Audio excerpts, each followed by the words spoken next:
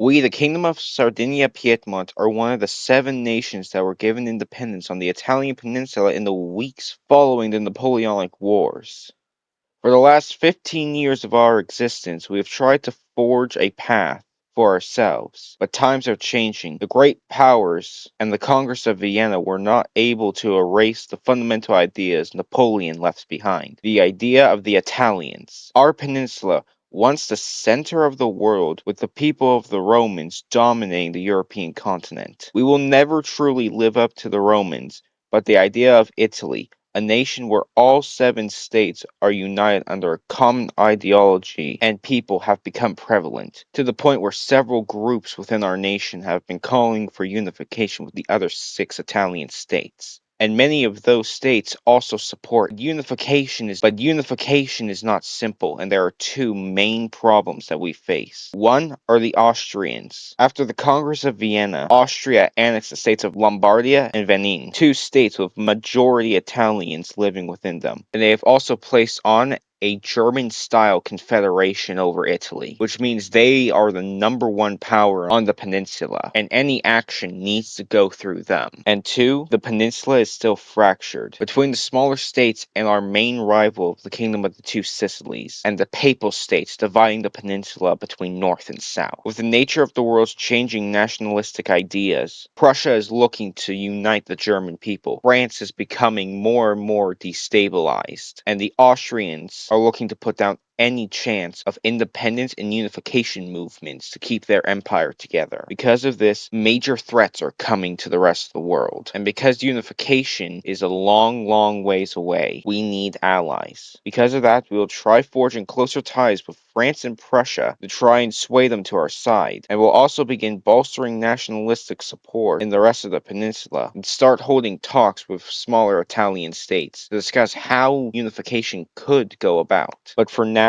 more pressing problems are on the horizon. If we're to become the mantle of Italian unification, we need to survive until that time comes. As mentioned earlier, the Austrians are wanting to check our authority, and the French, while they are slowly destabilizing, have eyes on our territories of Savoy and Provence. And if we try to rush unification now, it will undoubtedly trigger a great power response, putting an end to our little experiment before it could ever begin. So for the time being, many plans are being proposed to strengthen our position and become the strongest nation on the peninsula. And instead of taking up arms to unite the peninsula, we'll begin, as mentioned earlier, we will conduct talks with other Italian nations to achieve our goals in the short term. The only way Italy could ever truly be united is through an equal union of equal nations, not people thinking that they have been conquered by another. Because of this, the king has ordered for a chunk of the yearly budget to go into building projects, such as establishing steel mills in Piedmont and sulfur mines in Sardinia, so that way our nation can eventually become self-sufficient, while also ordering a modernization of the army. Though we are planning to avoid war, there is always the chance that war will find us. And in the case of that ever happening, we need to be ready. But for now, we'll try and take our time and lay low while we set the stage for Italian unification.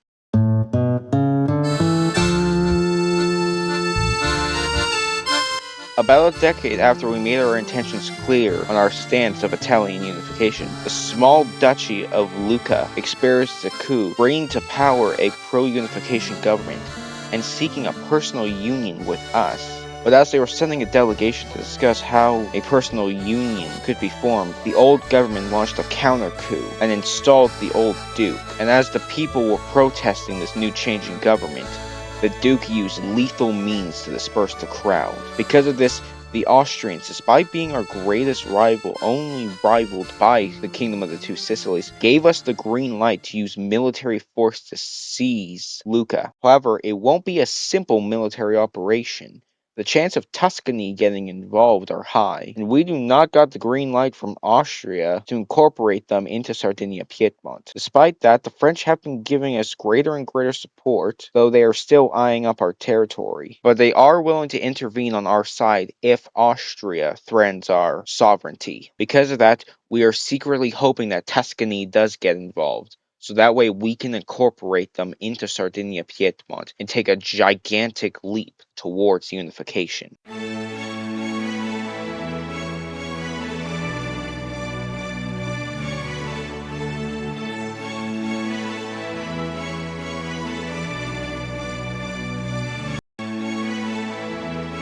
In a matter of 2 weeks, we marched into the capital and seized Lucca. Though the National Guard fought fiercely, they were no match for our technologically and superior trained military. Though rather disappointingly, Tuscany never joined the war, but we now have land that borders them, which means if the time ever comes where we need to seize Tuscany, we won't have to spend time planning and launching a costly landing on their beaches. But immediately after the war, we did have a chance to unite with Parma and Modena, which had a strong pro-unification sentiment, but the Austrians prevented us from doing so, putting their foot down, saying that we have taken more than enough, saying that any further action will be met with swift and decisive destruction of Sardinia-Piedmont. We are nowhere even close ready to fight the Austrians. Though it pains us to do so, we will listen to them and continue our economic and military developments for when the inevitable war is declared. But a new shift in our government has transpired. The common people, seeing our military success, are saying that we should start building a colonial empire. In the short term, that would be suicide. We do not have the resources to sustain a colonial empire, even if it's in the Mediterranean. But long term, either just before or after Italian unification, that will become our government's main focus. As to be on par with other great powers, we need an empire of ourselves. But for now, we must double down on our economic focus, and we must also pursue an anti-migration policy. Because with the amount of jobs that we are creating, we need people to fill them, and we can't have them leaving to the United States.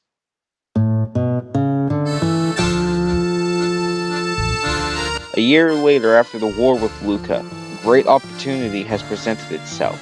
The Kingdom of the Two Sicilies has become prevalent enough to become a unification candidate. Though we wish it could be us to form Italy, the chances of us being able to unite the peninsula before the decade is out is now greater than ever. And if this nation is going to be one of equal people, we must not be conquerors, but liberators. Therefore, we will support the Kingdom of the Two Sicilies along with our Italian sister nations, such as Parma, Modena, and the Papal States. The only nation who does not support Italian unification is Tuscany, but soon they'll have to bow to the pressure.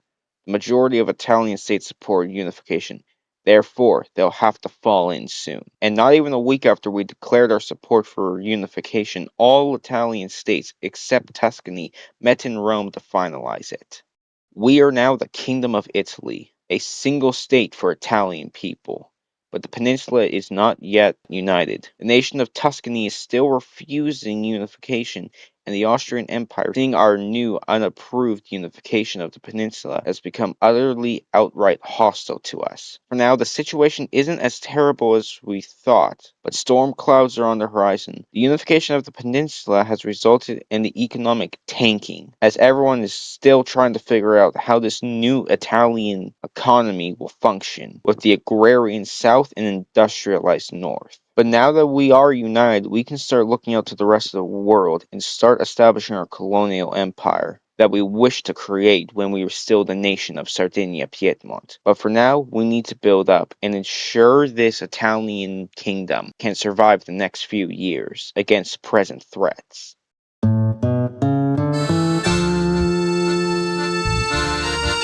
About 3 years after unification, the continent has descended into madness and revolutions. The Netherlands, Hungary, Bavaria, and several other German states have fallen into civil wars and rebellions. Even the British Empire is experiencing its own turmoil as the Irish and the Welsh are trying to secede.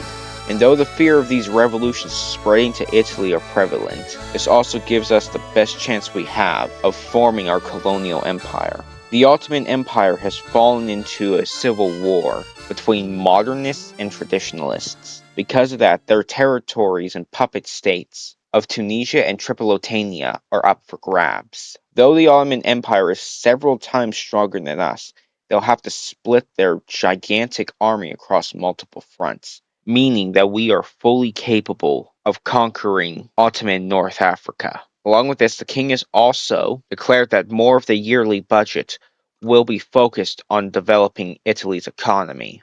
We will become the hub of Southern Europe's manufacturing, as that will bring even more investment and trade into Italy.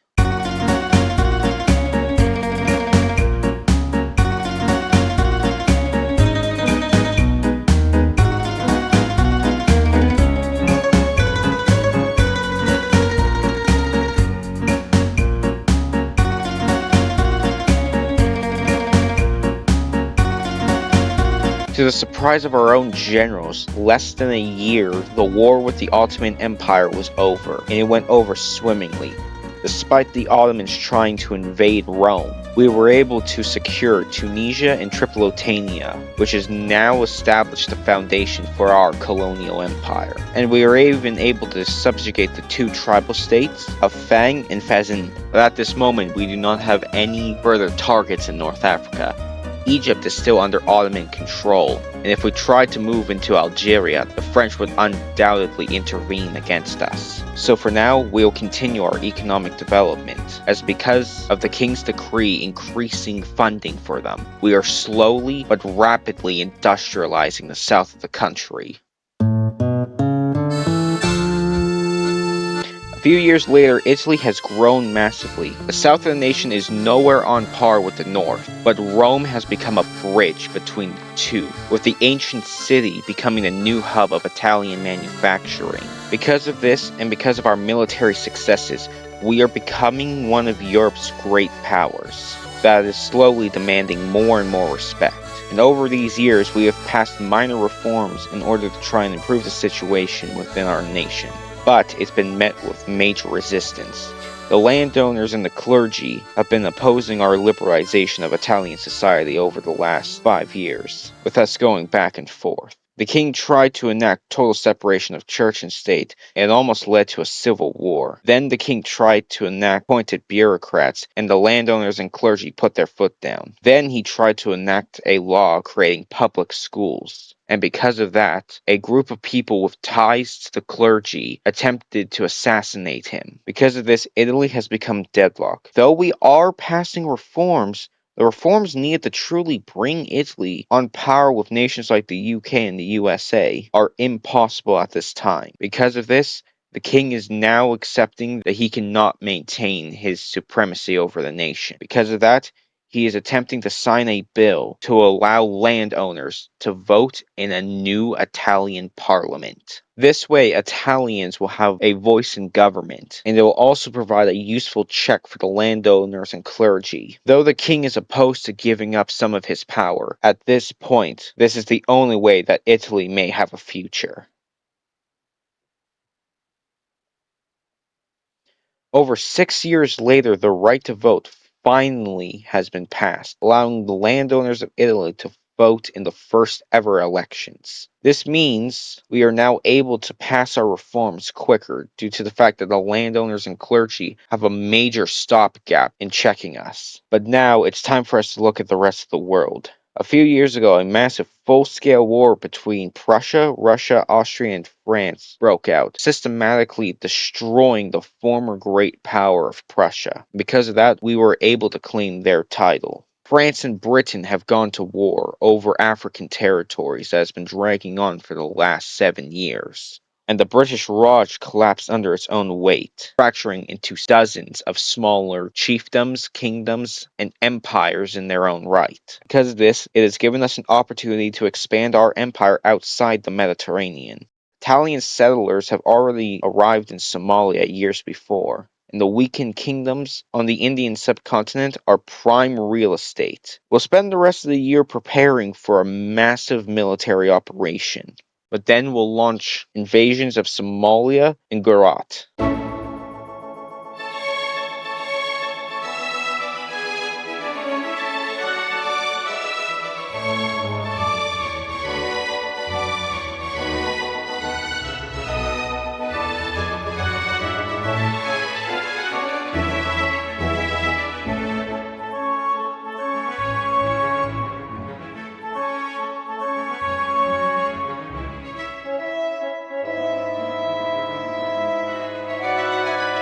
Over 9 years later, our colonial wars are over. In that time, we were able to conquer Somalia. Though the land doesn't provide much for an Italian empire, its position to project power into the Indian Ocean is prevalent, and on the Indian subcontinent, the entire state of Gujarat has been conquered, bringing us a vastly developed territory, not just in sheer resources like cotton, sugar, and tobacco, but in industry. Because of that, we will use this newfound industry to develop all of our colonies, Tunisia, Libya, and Somalia, along with dedicating resources from the homeland itself, so our colonies can start producing their own goods. But just before these bills could be passed through Parliament, the old traditionalists in our countries, the clergy and landowners, declared that the monarchy and government were illegitimate, declaring that they are the true successors and the true Italian nation. They wish to bring Italy back into the days of old and undo everything we've done over the last few decades. The chances of Italy falling apart are more prevalent than ever. Because of that, we will take up arms to preserve the monarchy, parliament, and the empire. If our reforms can't bring Italy into the modern age, then blood and iron will.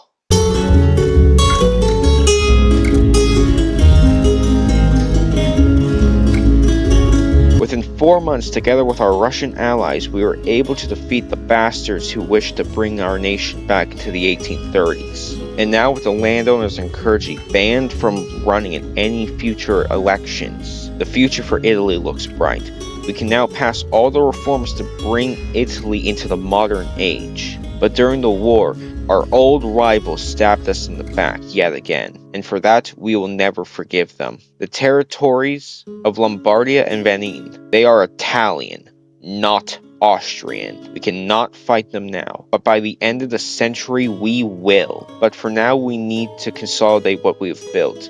The colonies need to be developed, our industry needs to be improved, and the first Italian railways must be constructed. And to prepare for the inevitable war with Austria, the army will be modernized and expanded with the help of French generals. A few years later into our preparations for war with Austria, the British came to us seeking to establish a treaty between our two nations. We were expecting it to be a rather regular treaty, but to our surprise, they came to us with a magnificent offer, a full-scale military alliance. This is unexpected and incredibly necessary. Though this might mean we get dragged into British conflicts, it also means we can drag the British into our conflict with Austria. Because of this, we will accelerate our plans to liberate our lands. We will wait for the first wave of our army expansions to be completed, and then we'll declare war on Austria, uniting the peninsula once and for all.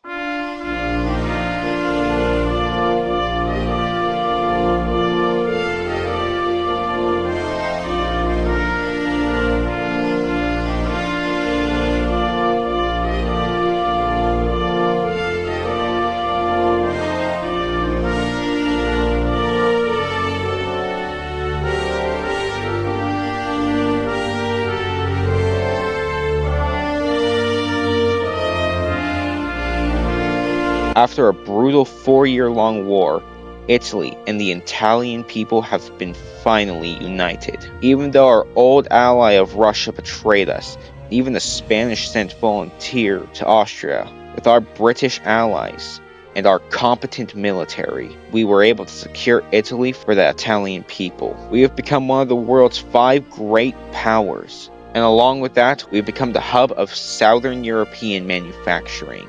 We will never truly be capable of producing goods like Britain or France, but over the last 50 years, we have become the shining jewel of the Mediterranean Sea. With our empire spanning from Savoy to India, and with our proud and competent army able to secure and potentially expand our borders in the future.